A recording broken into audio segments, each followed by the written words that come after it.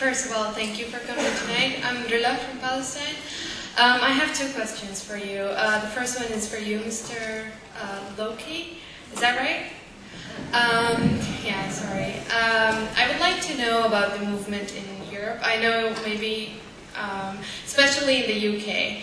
I always have wondered what is the difference, like what is happening in Europe and the US, and here I know almost how the people are educated about it, but I don't really know how it is in the UK, which is another important factor in what's happening in Palestine.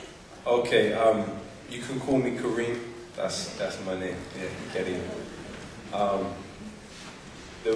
point I would like to make about the UK is, if you travel to the West Bank, everybody in the West Bank and in Gaza as well knows what the Balfour Declaration is.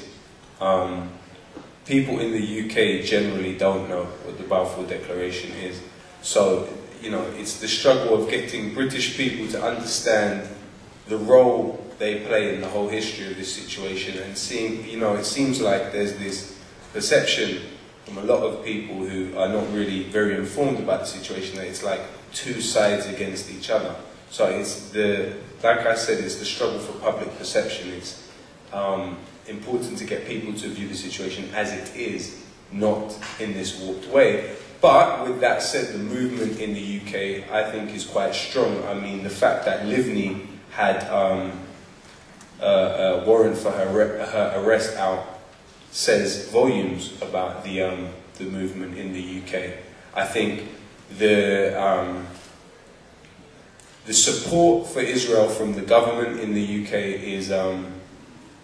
is similar to the United States, but I think public criticism of Israel is not as shunned in the UK as it is in the United States, and I think the constant threat and the constant danger of being beaten with this stick of anti-Semitism is not the same in the UK as it is here, because I think people generally are not open to that type of that level of attack anymore. And you know, just the semantics of the word, to be a Semite is not just to be a Jew. Arabs are Semites too. To deny the Semitic nature of a group of people is in fact anti-Semitic itself. So one could very easily argue that the Palestinians are victims of anti-Semitism. That's not a particularly outlandish thing to say in the UK, but here it seems like that's quite a risky thing to say. But so yeah, basically, also another point I wanted to make is recently, I don't know how much anybody follows the politics in the UK, there's been an election recently, and long story short, they have a new deputy prime minister by the name of Nick Clegg. Now, I'm not one of these hip-hop artists like Jay-Z or anybody else. I do not co-sign or campaign for politicians, regardless of their race or anything else. I'm not going to campaign or co-sign any politician.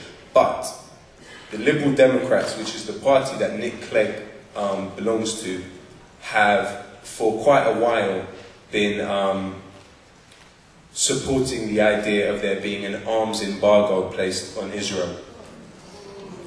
And so now you have somebody who's been saying that before the election in the position of the Deputy Prime Minister. So I'd be very, very interested to see what position he takes now.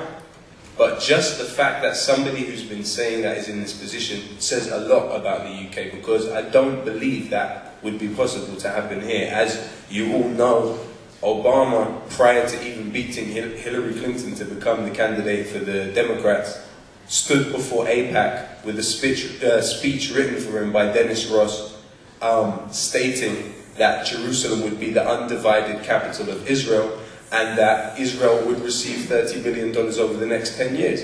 So this is what Obama had to do, but in the UK it's not quite the same situation. So, sorry for taking up so much time. Basically, to answer your question, it's growing and it's getting stronger and stronger, but I think more links need to be forged between the UK and the US, and general solidarity throughout the world. Thank you.